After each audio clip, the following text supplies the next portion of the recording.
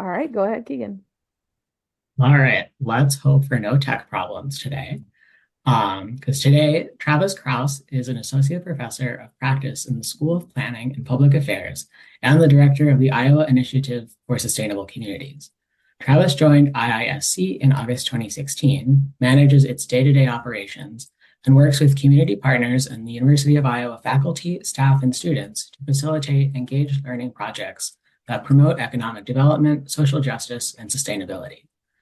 Travis has held an appointment as faculty fellow for engaged teaching and scholarship with the UI Office of Community Engagement. He serves on the board of directors of EPIC-N, an international network of community engagement programs, and he also enjoys serving on the board of the local arts nonprofit Public Space One. Prior to joining the IISC, Travis led the Chamber of Commerce and Economic Development organizations in Mount Pleasant, Iowa, worked as a regional planner for Southeast Iowa Regional Planning Commission, and was a successful small business entrepreneur for many years. Travis earned a master's degree in urban and regional planning from the University of Iowa, where he has also earned a bachelor's degree in English and a secondary teaching certificate. Happy Thursday, and thank you for being with us today. Thank you. I'm excited to be here, and thanks so much for the invitation to speak with you all. Maybe I'll add just a couple of things to that intro too. I mean, they're not really additions. One's an addition. I don't know why I don't put in the name of the business that I used to run in Iowa City, but I came here in undergrad, and I completed my undergrad, and I was going to be a high school English teacher. That was the plan. But during my undergrad years, I somehow, I mean, I know how, became the owner of the futon shop in Iowa City, which is like an institution here. If you're familiar, yeah, Maddie knows the futon shop, yeah. The futon shop is such a classic establishment of Iowa City. I am sorry to interject, but Yeah, you are an okay. icon for that. Oh man, I'm glad to hear that. Yeah. It was super fun. Becoming a business owner when you're like 20 years old, you don't know what you're doing, and you kind of like learn as you go. And we were a little goofy even. So it was a really great experience, but also I think really helpful in to what I do now. So I have a lot of kind of interesting kind of prior experiences that I feel like all come together for what I do today, working with people on campus and communities across the state.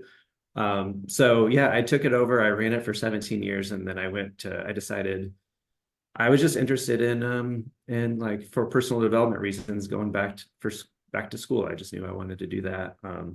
So I joined urban regional planning in 2011, continued to run a business and have employees. And it was a little bit of a futon empire. We had 3 locations, and we manufactured them. I had a warehouse, and I was the third owner, and then I sold it, and it's still around. It's very different now, but it is an institution. I think it's been around for like 40 years now. I can't remember if I have other stuff about my background. Maybe I might end up repeating myself. But another thing that happened that I think, that I think helps me think about what I'm doing is that right before starting grad school, I worked on a lot of films in Iowa. So at one point, the state of Iowa had the most lucrative film tax credits, which is interesting to me now because I know more about policy and taxing and stuff like that, and what credits are,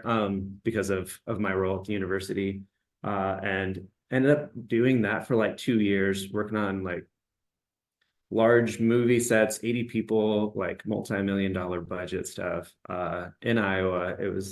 That was also a really interesting experience. So English education, futons, and film stuff.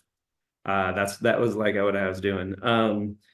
So then, yeah, I came back to the University of Iowa, got my master's degree in planning, and then even though that's right, English, it's such a good degree. I think I do not think anybody should hesitate to take that path, because it just makes you capable of doing a lot of things, right?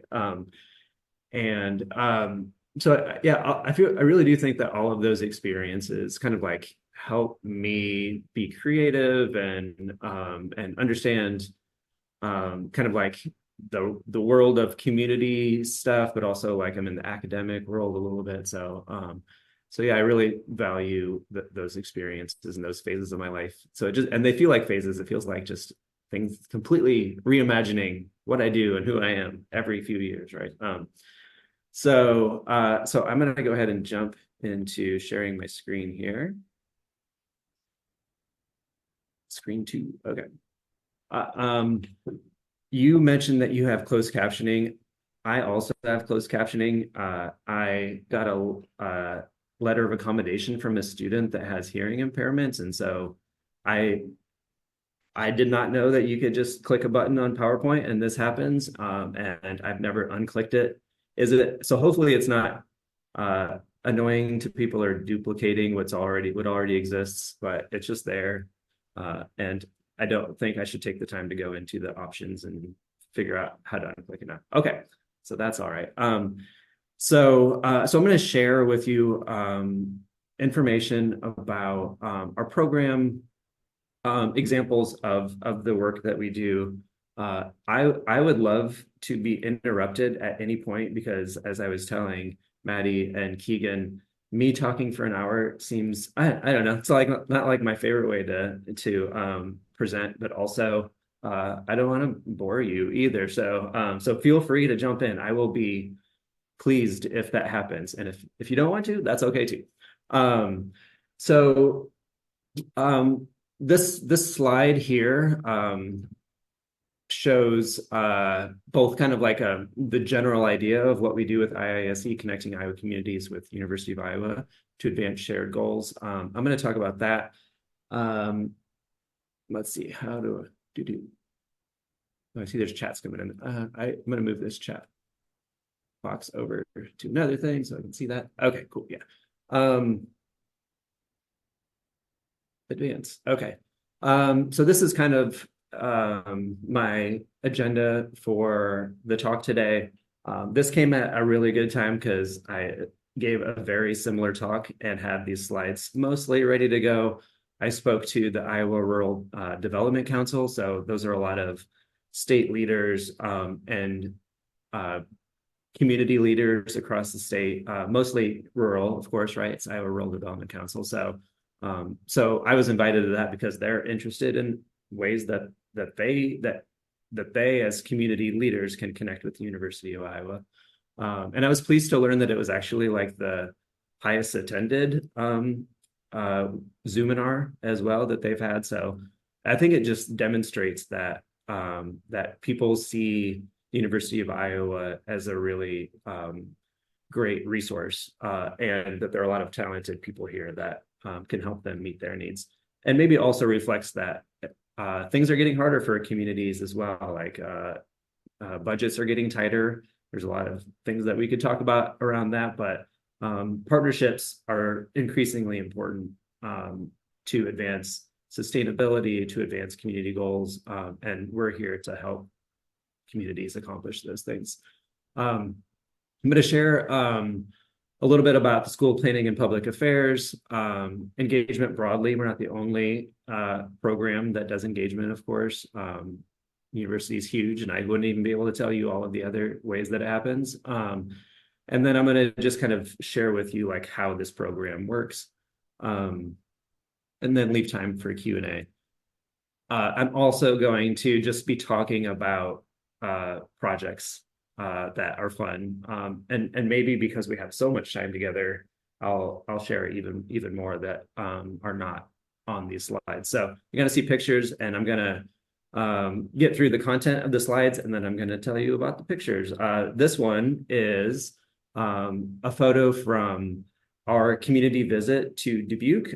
Dubuque is one of our IISC partners. I'll explain what that means in just a little bit. And we like to start off a partnership year getting as many faculty and students there to experience that community firsthand as possible. And then we have the obligatory like silly photo that you have to do. I think it's a requirement. I think it's a university bio policy, maybe. Sorry, I tell weird jokes too, so that's going to happen. So we had lunch at a really wonderful place. I don't know if you're familiar with Dubuque, maybe you've heard of this. It's a organic restaurant, nonprofit restaurant called Convivium, and they grow food on site. They make food that they grow available to people in their neighborhood, which is a largely underserved and low income neighborhood. So it's just like this amazing restaurant / organization. They have a community kitchen and they do trainings there. So this is us getting up on the stage. You see, this is students and faculty and community partners all together in one photo here. Also, I gotta give a shout out to Brett. Brett is our liaison to the library and visits Jessup Hall to come talk about University of Iowa library resources. That I think it was happening every year, and somehow we've gotten away from that, and we need to make it happen again. Glad to be there with you, Travis. Yeah, and you came last year, Brett, and with a very specific thing. And I'm sorry I don't remember the other person's name, but you guys helped us navigate like the kind of complicated way to access data through through the census and things like that. Our students found it helpful, and really the response was bring them during our first year, because it was in the second year that you came, and we have a 2 program. So they wanted that information in the first year. So we need to figure out how to get you back here. I used to be in program seminar, and I'm not in charge of that. So yeah, I think between the pandemic and with Professor Fuller retiring, we need to make those connections again. Yeah, and our program seminar has also kind of evolved and been different things. We bring a lot of outside policy professionals in, and then this year it's more like our faculty has shared their research. But I do think that we need to figure out how to reinstate that. Great, thanks. All right. So this is my School of Planning and Public Affairs slide, where I get to show you the awesome white sunglasses that I found at a thrift store. And I love this photo because this is also another kind of like community visit, launching a partnership. And we tried to build fun experiences into that initial meeting, because the rest of it gets stressful and painful. So we want to start off on a positive note. We sometimes try to do things like, can we do a bike tour, things like that. This is a photo from Manchester, Iowa. Manchester was an IISC partner for us as well.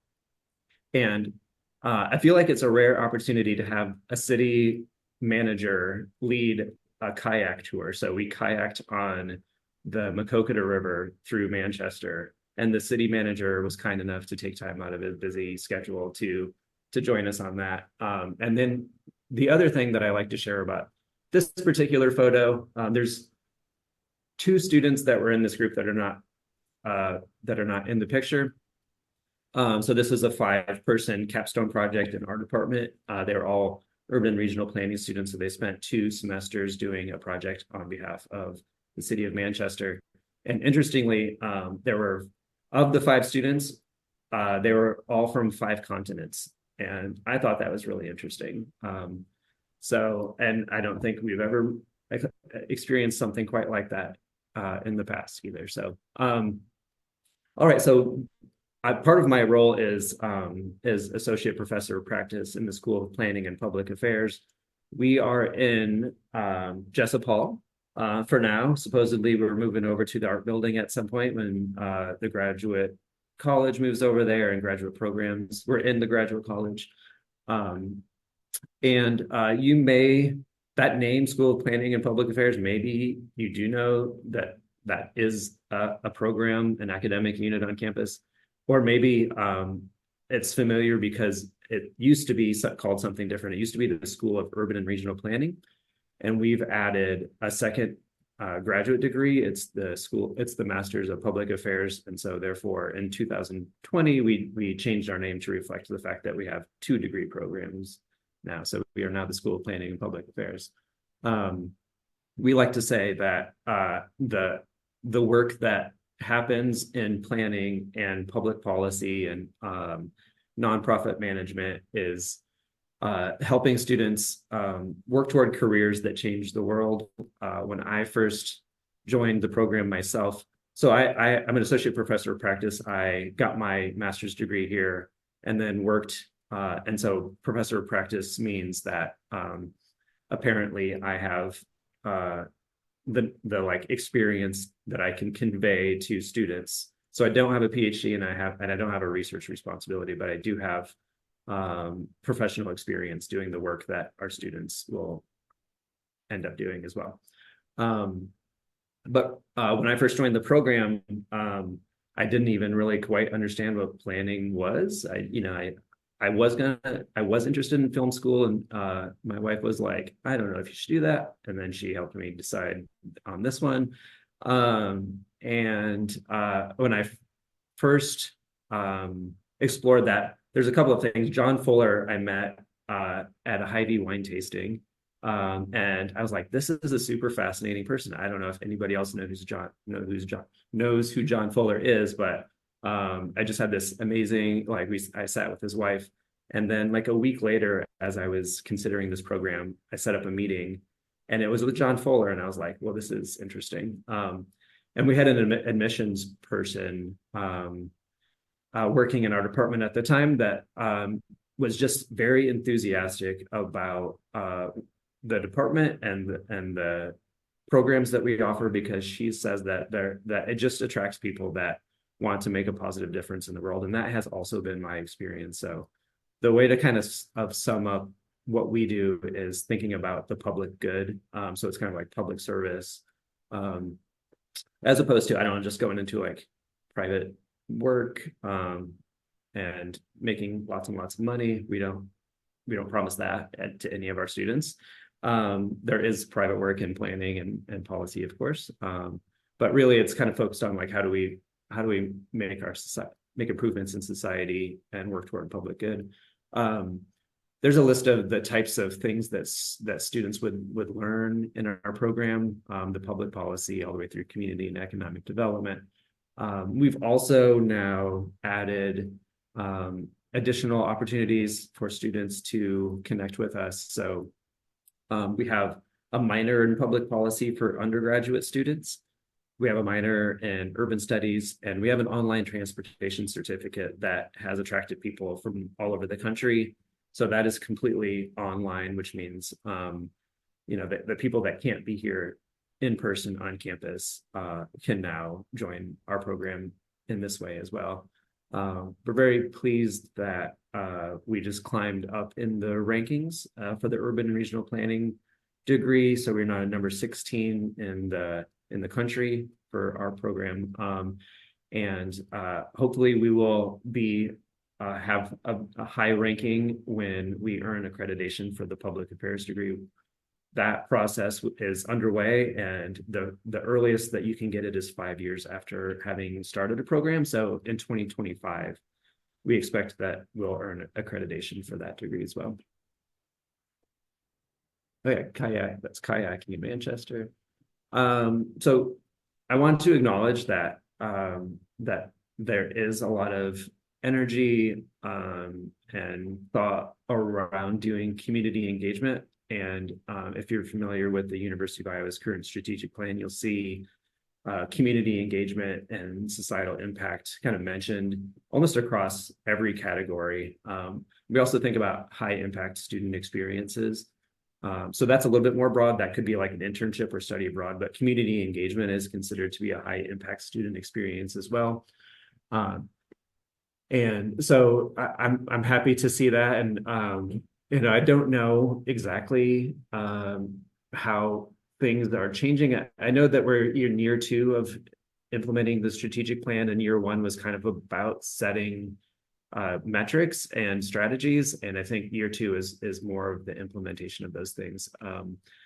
So the two that really feel like they connect to the work that we do with the Iowa Initiative for Sustainable Communities is that this idea of transformative societal impact. So we want to not only like educate our students about core concepts and theories, but we want to also use that knowledge and that creativity to have kind of a more immediate impact on major societal issues. And by working with communities, I feel like that we're contributing to that in some way.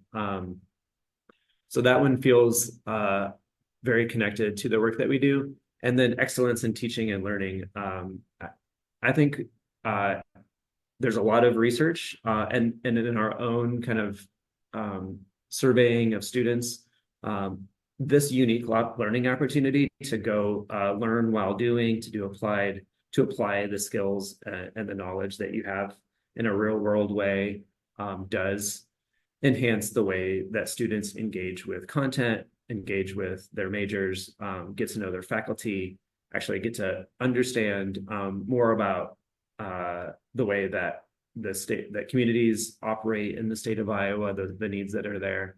And so it's really both helping communities advance their goals, but also giving students experiences that kind of jumpstart and launch their careers. And in fact, I think also make them more competitive when they're in job interviews. They can a lot of times essentially say that they have experience doing the work instead of a degree where they learned about it.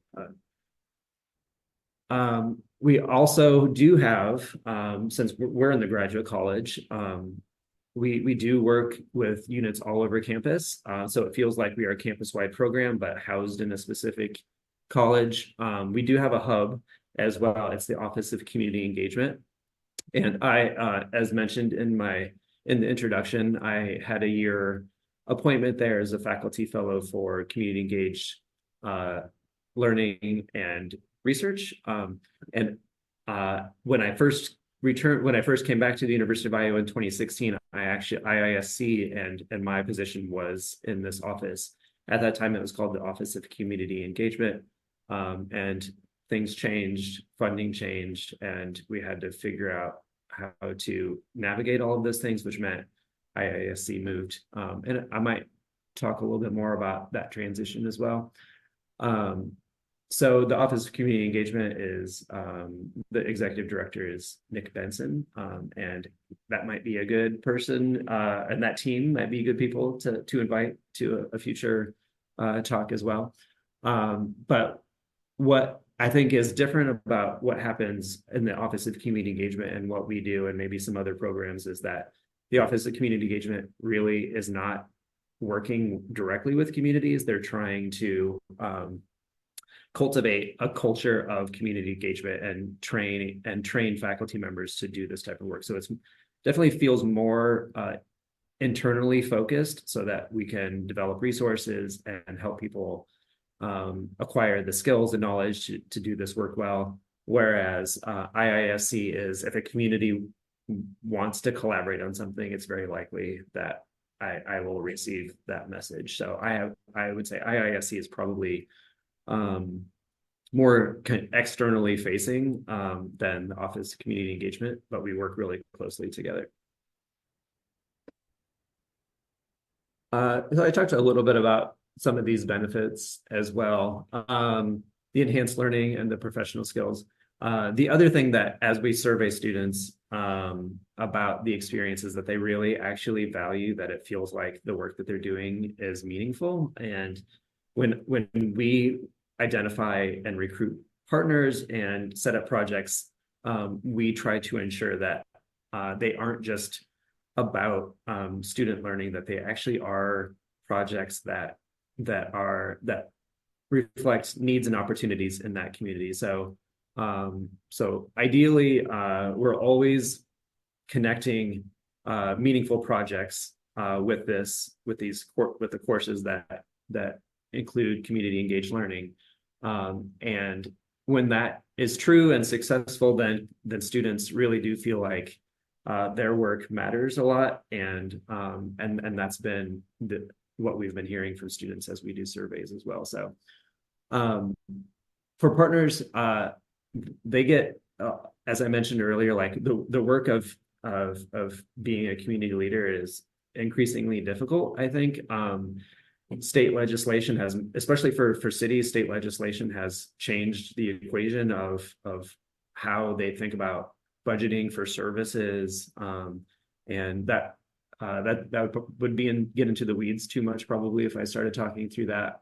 But the point is that they have their own capacity constraints, and so they see working with the University of Iowa as an opportunity to move projects forward that they might not have otherwise the capacity or the capability to do.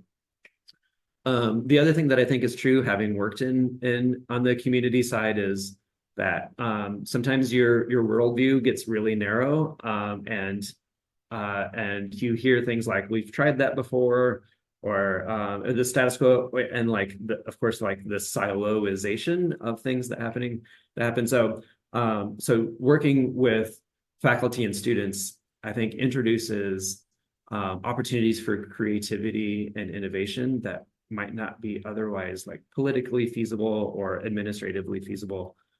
So we can bring to their communities people that have a lot of enthusiasm and have been thinking about the challenges they're facing in like a much broader context. And so we can bring a lot of kind of freshness, I think, to the ways that they're viewing their challenges. One interesting story about how that has looked, that I think is really interesting, is we worked in the city of Clinton last year. Yeah, Clinton was our partner last year, and one of our projects was on a master plan for an underdeveloped large area that is a very prominent part of the community. So they were just mowing it, basically. It was just grass that they mowed, but it seemed like it could be used as an asset in a different way. And we proposed things that kind of blew their minds, I think, in terms of reconfiguring roadways and stuff. And at first they were like, "No, that's not even possible." And then we asked, can we just continue to explore this? And by the end, we converted them from thinking that it was impossible to being extremely excited about it. But the quote that I think led me to kind of think about this particular example is that somebody that grew up in Clinton and stayed in Clinton and works for the local government said that the student, I mean, and for many decades, I'm going to say 4 to 5 decades, I don't exactly know, but said that working with the students helped her see her community in a way that she had never seen it before. So that was like very validating, I think, for us, for somebody that was native, to have recognized that there's a different lens through which they can imagine what the future of the community could look like. If we think about the benefits to Iowa, including the University of Iowa, we don't really track this, but interestingly, like, as you probably know well, demographics in the state of Iowa are kind of changing rapidly. Lots of population loss in rural spaces.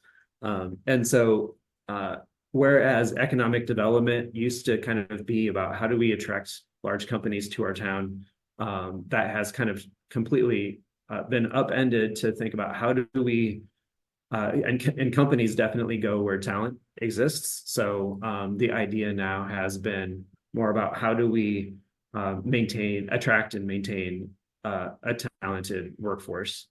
So potentially, and I think there are kind of anecdotal examples of us bringing University of Iowa students out across the state, and they may be kind of having their first experiences ever outside of Iowa City.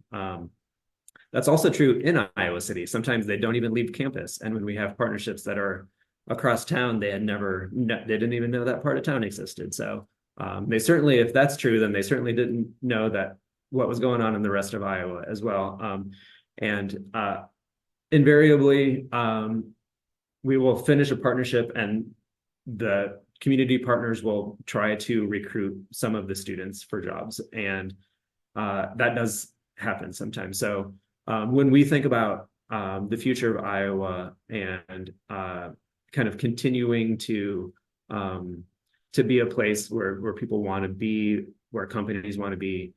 Retaining talent is one way that we can kind of articulate maybe our value in a small way to the state of Iowa. There's also, as you know, kind of an increased, I don't know what the right word is. I'm going to say scrutiny. I don't know about what is the value of higher education in general, and that is not just in the state of Iowa. That's kind of across the nation, and whether or not we agree with that scrutiny, it seems to be happening, because the University of Iowa, I think across the state, is perceived to be have the ivory tower thing going on. We, I think, contribute to helping break down that misconception that it is not an institution that is providing a valuable service to the entire state. Of course, University of Iowa is a huge economic driver for the state, but also when we think about helping legislators understand the value, doing community engaged work in communities where maybe that they represent or they might even live, continues to tap into this idea that I think was coined by the university, the Advancement Center for Advancement, about kind of this idea of university for Iowa, so that we are here partnering, trying to make good things happen for residents across the state. And then the other thing that seems to be happening more often is that there's increasingly opportunities for research partnerships. There's quite a lot of funding that has become available through things like the Inflation Reduction Act and other federal policies. So that there's just kind of a lot of cash flowing into communities. And a lot of that is also about technical assistance, even how to apply for grants. And so more and more, there are opportunities for people at the University of Iowa who do research to do that in the state as well. And we are poised to help make those connections for people that have that interest. I like to show this photo. It's not probably the best photo I've ever taken, but it shows that that one experience that many students have is standing up in front of people. And interestingly, sometimes a presentation to a community partner is the first time they've given a real presentation in person because of COVID. So I hadn't thought about that until students had told me we haven't had to do this before, because they were in high school or undergrads and they hadn't actually stood up and given a presentation to in a setting like this. And I think this is a skill that is, especially in the field of work that we do, that is important. And so we want to give that opportunity to students. It's obviously pretty nerve-wracking if it's not something you're familiar with or makes you nervous. I get very nervous public speaking, so I also tell students that, but it's not now my job, so I don't have a choice, and I just have to do it, which has helped. And and this photo, I'm just going to kind of give you background about projects as well. We had a project working with an organization called the East Central Iowa. Oh geez, it's called ECR Iowa. Mental Health and Disability Services of East Central Iowa is the full name. It's a super long name, but the short version is ECR Iowa. And we conducted a study to identify transportation gaps for people with brain health needs. And so what is the need for transportation services compared to the services that are available, and how do we think about closing that gap? And in this photo, there are county supervisors. You can see Rod Sullivan is got, I guess, kind of the Hawkeye colors right in the middle of the photo. He's a Johnson County supervisor. And you can see a Lynn County supervisor. So it was a lot of power players, big decision makers. And then the students presented their research. And now ECR is basically using that as a roadmap for how to invest in transportation infrastructure to close that gap.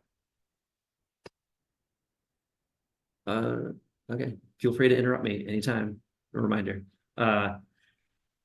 So, all right. So even though I've kind of taken a few different turns to explain actual projects, here's what IISC actually does. Here's kind of our mission statement. So we are a campus-wide community engagement initiative, and we empower students. So we are kind of a resource to make these things successful, and faculty and staff and community partners to co-create mutually beneficial partnerships. And co-create is kind of important. So there's a lot of definitions about like kind of doing work in communities.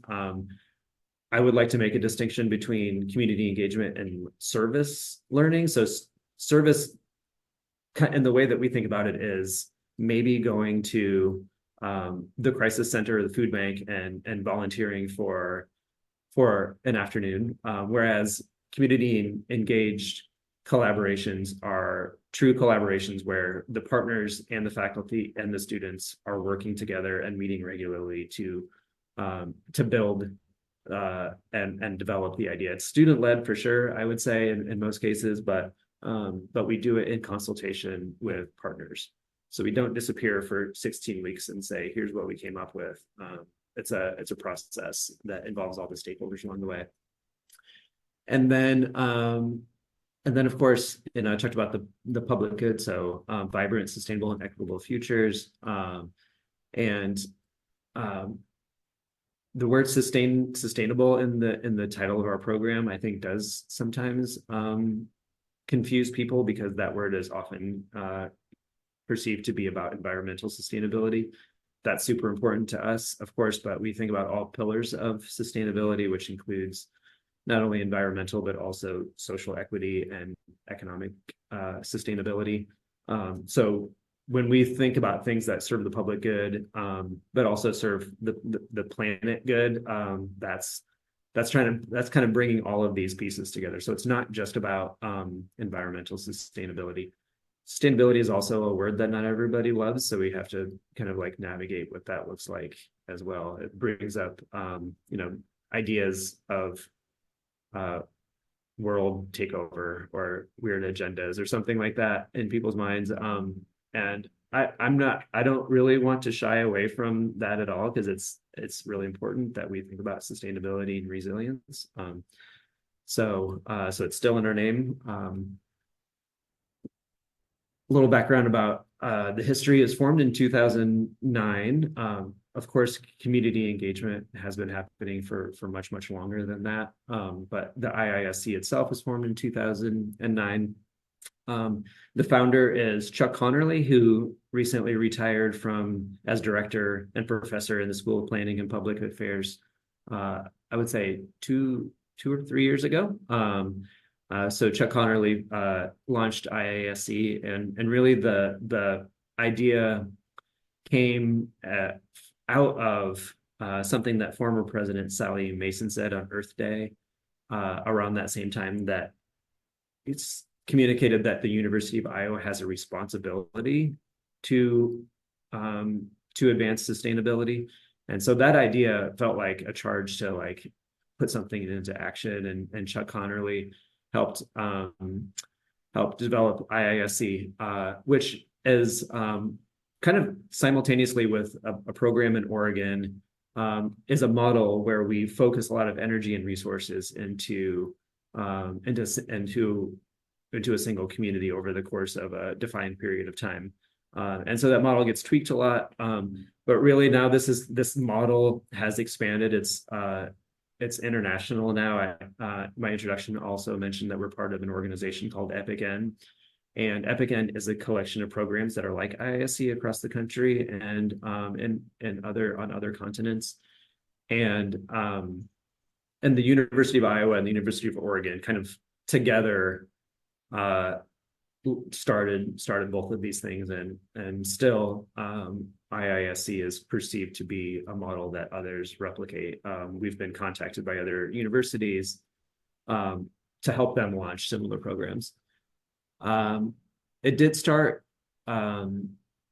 as only planning students doing work in communities, and it didn't take long. Nick Benson, who I mentioned earlier, is the executive director for the Office of Community Engagement, was the first director for IISC. So, and he and I were both in the planning program together. So So he also is the first staff person, and working with communities, quickly realized that there are a lot more things going on that extend beyond planning alone, and that it didn't take long for it to expand to include a lot of other campus departments. And so now we're working with, I think we've worked with like 28 departments. Every year we have 10 to 12, and they come in, they kind of, depending on needs, and sometimes there's brand new ones. We have a couple of brand new ones this year. But basically the model is we're going to work with a community, and we're bringing a whole bunch of faculty and students to come help out. And usually it's like 15 projects, 150 to 200 people from the university focused in on that one community. But I also mentioned here that there are ways that we can kind of break free from that kind of just that model. So IISC also does individual projects. So it doesn't, a community can't only connect with us by having the capacity to help do 15 projects. We can do 1 or 2, depending on our own capacity. If you have heard of us, you might be familiar with this old logo, which I clung to for a long time until I essentially got like the cease and desist letter and had to go to the lockup. I know this is being recorded. I'm gonna say I don't love it, but because it's like we don't have a kind of a brand, like a recognizable brand anymore. I'm still interested in like figuring out how to maybe to work through that, so that as like an externally facing program, we don't look just kind of like swallowed up by like every other campus unit that has the same exact logo. But that was the old one. So RIP green leaf. Now we're just, black and gold. I like black and gold too. It's cool. My whole presentation is black and gold. So, and of course we don't have the dome anymore. One of the really exciting things that we've kind of rolled into, and just like now it's just built into the process, is we try to do kind of public art projects. Maybe think it could be like creative placemaking types of things. And so for every partnership, we kind of go with like, here's what we can do. And we can say, we have talented MFA students and artists that can do public art in your communities. And that could be sculptures. We have a really, I might even like, I just got an email today for the sculpture, the choice that Dubuque selected for the sculpture. So maybe if I have time, I'll actually show you what that looks like. So we do, now there's lots and lots of public art projects that we've been working on. This mural is in Mason City, Iowa. And if you're familiar with Mason City, you know that they have like a lot of really impressive and significant architectural structures, including a Frank Lloyd Wright designed hotel and bank. And so this idea, like this prairie style architecture, is definitely kind of a theme that they've latched onto. And a lot of their public art is around this brand. So they had a program called Building Our Brand, and the artist that you see standing closest to the wall there, her name is Ali Vall, and she is now a visiting assistant professor in art and art history. And she has painted lots and lots of murals across Iowa, including many in Iowa City. I don't think this was on her career trajectory at all. We had our first mural project was going to be in Clinton. We had an artist lined up, and that artist was not able to follow through. So Ali stepped in, did that, and now have basically become a very successful muralist. And IISC was the first project that she had. Here is kind of some numbers of our reach and what we've accomplished.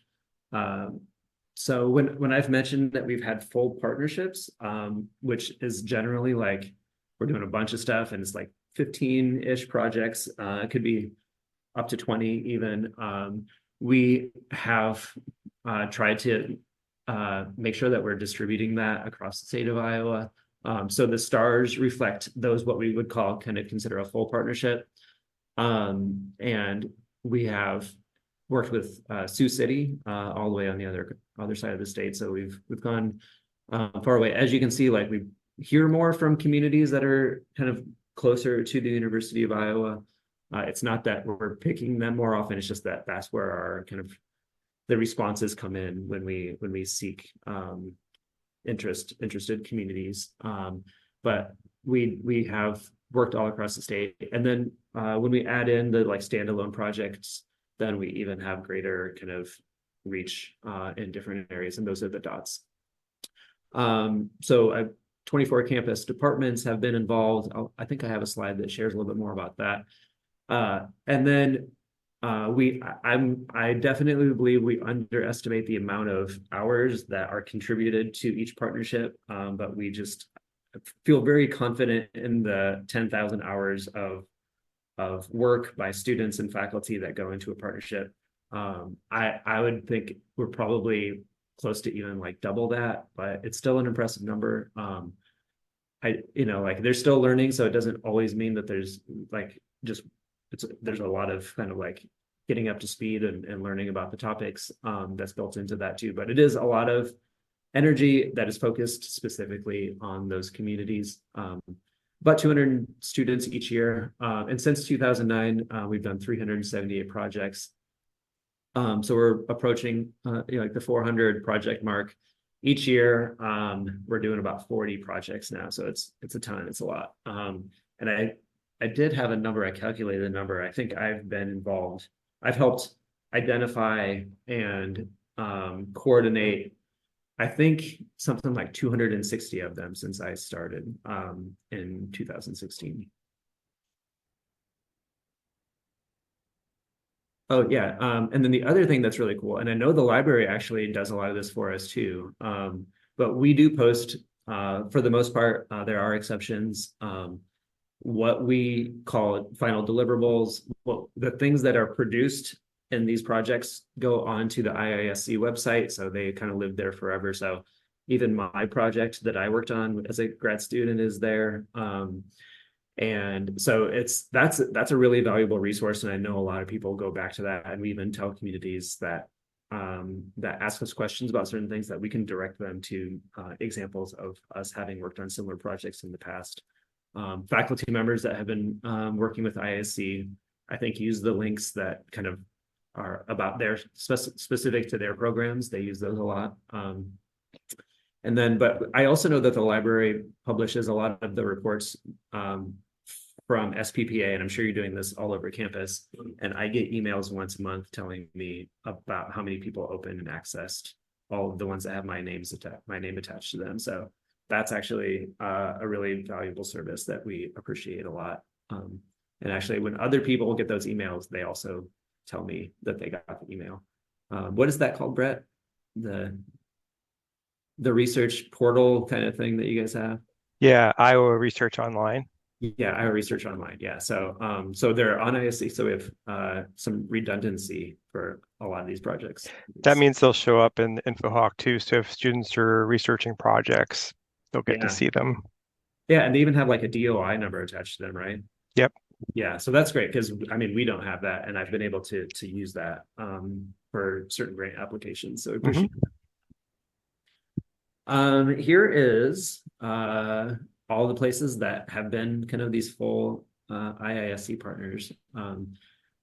Dubuque appears on there twice. They were our first partner, and they're our current partner. So, which is really interesting, because when we first started, Dubuque has kind of like, they've done a lot of really great work around sustainability, and they've become nationally recognized for their work. In fact, we just helped organize and co-sponsor a talk from the Sustainable Dubuque director, Gina Bell, with the Department of Environmental Sciences. It was 2 days ago. The mayor and Gina were invited to participate in the United Nations climate conference, COP28. So they traveled to Dubai, and we said, we want to hear about that. And so 2 days ago, she gave a really good talk on her experience there.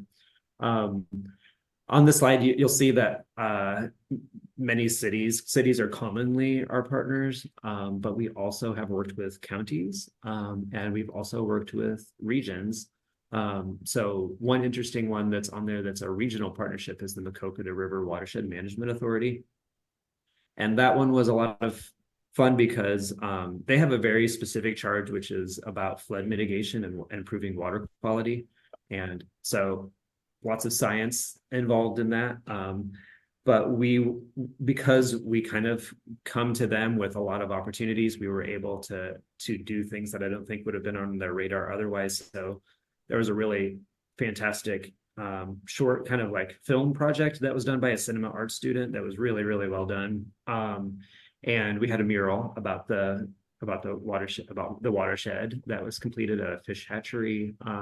And so the Iowa DNR supported that with some grant funding, and I think that took some like talking them into like these ideas, because they just weren't used to like having people from the humanities and artists that were like that funds were being directed that way.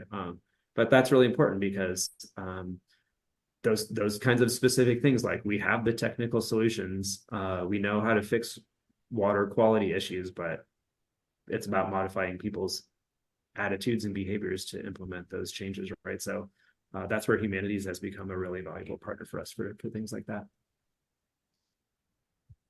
And then the second community, we have two community partners this year. Generally, we have two community partners. The city of Bondurant, which is a suburb of Des Moines, is the other partner. And it's a very interesting partnership for us because generally we work with communities that kind of are experiencing some challenges and struggling a little bit. And Bondurant is one of the fastest growing communities. And so when we think about a partnership with them, we're thinking about how do they grow sustainably. So they are expected to be about 35,000 people in the next 15 years. They're, from 4,000 people in the year 2000, and then 8,000. And it's just rapidly growing, and they're inviting a lot of development. But that also means you have to do it in a way that is that considers sustainability. And so they've been a great partner for us. Very different kind of partnership. So this is a little bit of the mechanics of IISC. Community partners apply to be partners, and I think we have such a good track record that there's definitely plenty of interest from communities across the state. And so we put out, sometimes I just get calls from communities, and they want to hear about what that looks like, and that has turned into a partnership. And sometimes we put out something what's called a request for letters of interest. Just, are you interested? And if so, then that triggers a conversation, and if it makes sense, an invitation to complete a full application. And their investment is certainly a time investment. So it takes there's a lot of work involved, and that idea about collaboration and co-creation means that somebody on their end needs to be working on these projects. So they invest a lot of staff time. And also IISC is funded entirely now through these community contracts. So a full partnership that gets them about 15 projects. We request a financial contribution of $50,000, which pays for all the project related expenses. And that is also like half of my salary. And then I have Jennifer New working with me as well. So there's two of us that are half-time. That does not feel sustainable. There's a lot of work that we do. So we're kind of continually thinking about like, how do we ensure that we can kind of keep this up. And it's probably like also for us a staff capacity issue as well. So about 15 projects. The projects start with us asking them, giving them some prompts about what's going on in your community.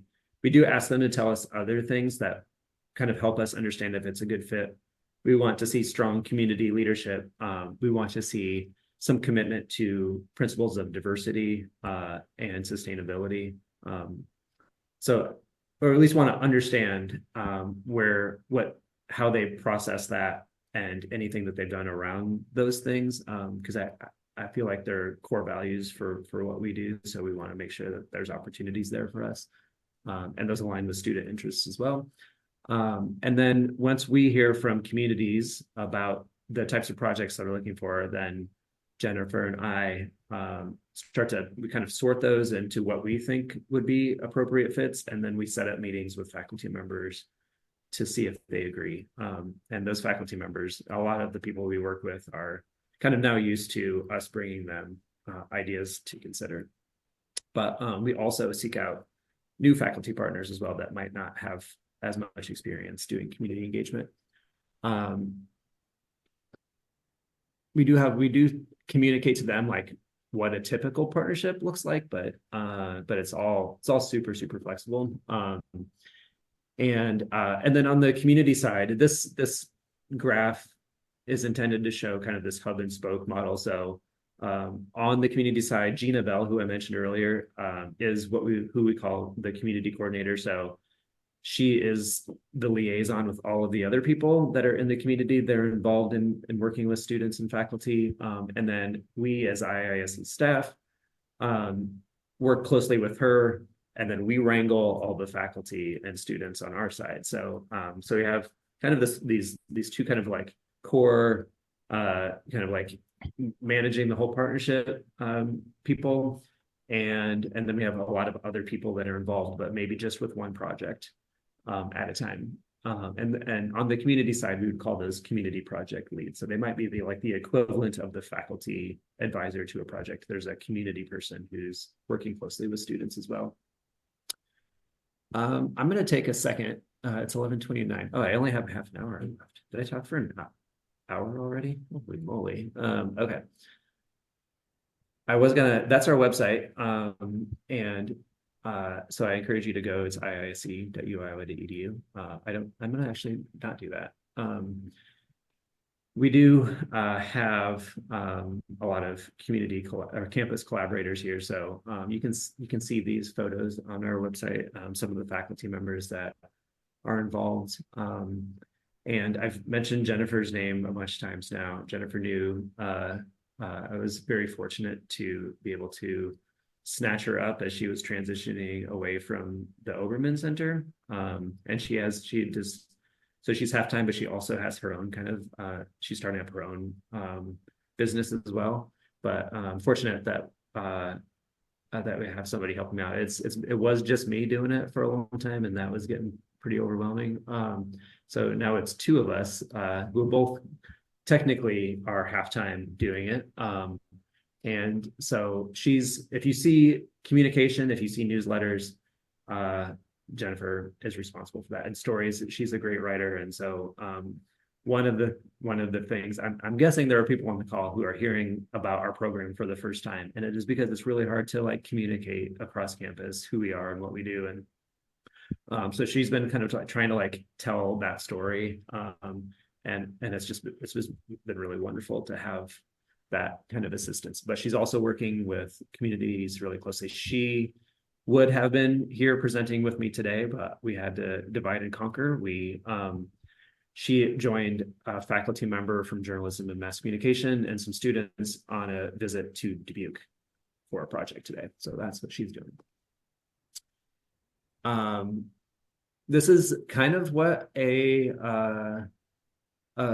collection of projects could look like. So example partnership year. So I don't expect our community partners to understand how the University of Iowa looks and what our departments are. So we just kind of say like, this is typical of what we do. We've been doing it long enough that we can kind of like bundle some things together and say like, this is a starting point. So we share this. This is in the resource that they get that describes like, here's the stuff that we're used to being asked to collaborate on and things that we think that we can do well. I am going to open this one though, just to give you one more idea about what a full partnership year looks like. There's a QR code there if you care to open that up. We're trying to add story map. We're trying to do a story map for every partnership that we've had. And our first one is for the City of Manchester partnership. Good to Great is kind of a play on an initiative that they launched. They thought, we have a good community, we want to have a great community, and so we joined up with them as they were thinking about that. So there's a aerial view of Manchester, and so this little video sequence is just to show like, hey, we're coming together. And so we tell a little story about how it started. There's a shot of downtown Manchester. You're seeing this, right? This story map? Okay. And the Manchester partnership is the year that we actually had to, let me think. Oh, actually, we ended a partnership year with Waterloo online. That's when the COVID stuff forced us to switch gears. And then we started a partnership with Manchester online. This is when we were all getting used to working on Zoom, but we did still do visits, socially distanced visits, with precautions, and we track the number of projects per partnership. And then we also put together a story map that shows where, kind of like, if there is a geographical location, where that is, and then you can learn more about each individual project as well. Let me see if this should open. Not gonna happen. Oh, there we go. So we designed, an art student designed a sculpture, and they, it took about 3 years, but it just got done and installed over the summer. So we were pretty excited about that. This is actually running kind of slowly, so I'm going to keep scrolling down and go past this one. And here's another cool feature. If you're not familiar with story maps, you can do this little slider thing. So we layered the photo of the design over the photo of the project after it was done. So now we're in the process of trying to figure out, like, what impact did a partnership have? And so we're building the story map so we can remind our partners of all the stuff that happened, and we follow up with the survey to have them tell us what was implemented. Did it help them access any external grants? Did it bring new organizations together in some way?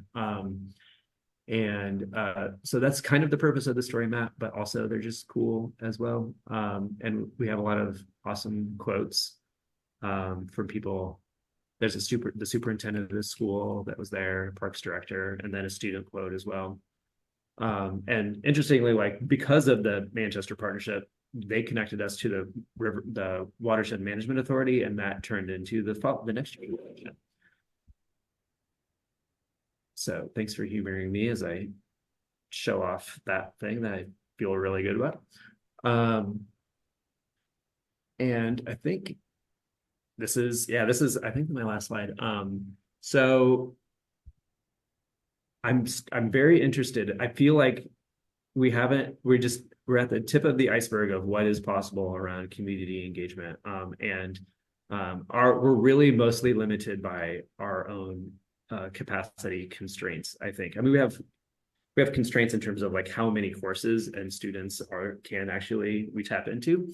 But there are ways that I'm beginning to imagine an evolution for IISC, and that expands beyond just community course-based community engaged work. And increasingly, I'm contacted by researchers on campus. So an example of one is a chemical engineer has reached out a few times, and we've collaborated because a lot of federal funding has elevated kind of the broader impacts language and the community engagement language, also kind of in response of, like, research.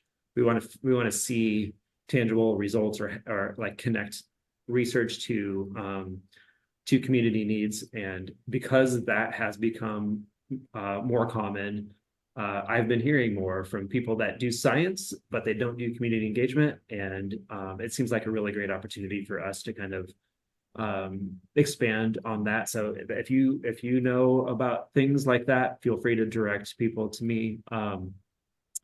Definitely open to more collaborations. The group of photos of faculty partners that I shared are people that a lot of them are year after year. We're doing the same. We're doing, like, it's just how their courses work now.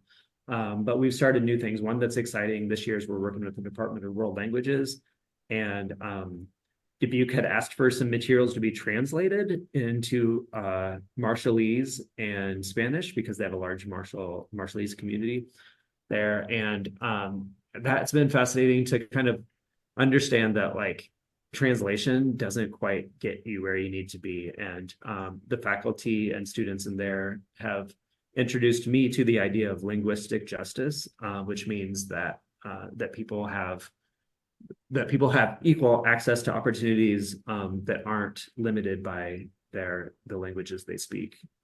So that's been fascinating, and it's turned into not us just helping Dubuque translate some materials, but to develop a toolkit around linguistic justice. So that's a brand we've never worked with that group before this year, so we're always open to bring in new partners from campus. And then, yeah, the number 3 here is if you see opportunities or hear about them. We kind of started off the call, I think, talking about, like talks like this help introducing you to things that are happening on campus. So as things seem to pop up for you, or you get questions and they maybe connect with what we're doing, feel free to send them our way. Feel free to express support for this type of work if you do feel like it's valuable. We are entirely funded by our community partnerships. If communities didn't pay us to do it, I don't know that we'd be doing it. And I do feel like the university should support it. It's in the strategic plan. So if you can pull some strings for me, that would be awesome. And this is a picture of people enjoying some pies in Bondurant. And that's it.